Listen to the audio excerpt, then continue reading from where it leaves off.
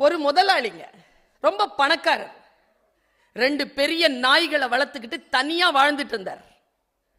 ரொம்ப பாசம் அந்த நாய்கள். அந்த நாய்கள் இல்லாமல் தூங்க மாட்டார், சாப்பிட மாட்டார், வாக்கிங் போக மாட்டார், எதுவும் செய்ய மாட்டார். செல்வந்தர் தனியா தான் இருந்தார்.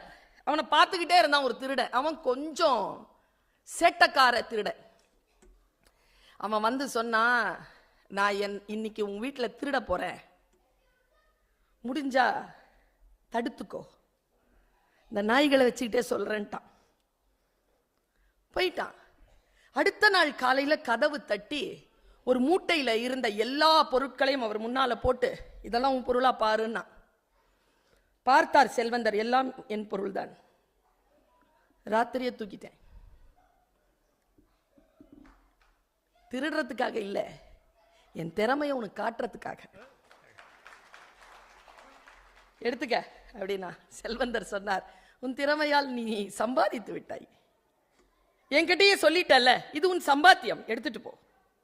ஒன்னே ஒன்று மட்டும் சொல்லிட்டு போறியா, இந்த நாய்களை எப்படி சமாளிச்ச? அவன் சொன்ன பாருங்க. அவன் சொல்றான், நீங்க சிக்கனும் மட்டனும் போட்டு வளர்த்தீங்களா, நான் அதுக்கு வேறு சுவை காட்டினேன், மத்தி மீன் போட்டேன். மீன் சாப்பிட்டுக்கிட்டே இருந்துச்சா, அதுக்குள்ள எடுத்துட்டு வந்துட்டேன். சரி போன. போயிட்டான். 2 நாய்களையும் வீட்டுக்குள்ள கூட்டிட்டு வந்து நிக்க வச்சிட்டு, நெடுஞ்சான் கிடையாக அந்த நாய்களுக்கு முன்னால் படுத்துக்கொண்டு அந்த செல்வந்தன் சொன்னான், என் பிள்ளைகளாக உங்களை வளர்த்தேன், எங்க தப்பு செஞ்சேன்னு தெரியலையே,